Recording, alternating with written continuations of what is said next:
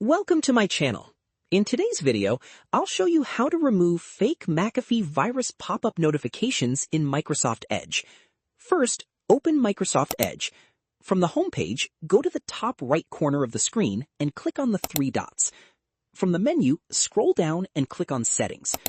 Now, in Settings, click on Privacy, Search, and Services from the left panel.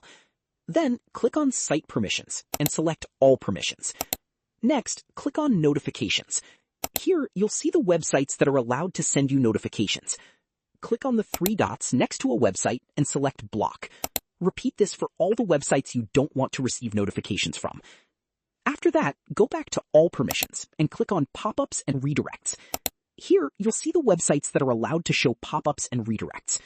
Click on the three dots next to each website and select Block. Repeat this for the other websites as well. And that's it. If you like the video, like, subscribe, and press the bell icon for more helpful tutorials.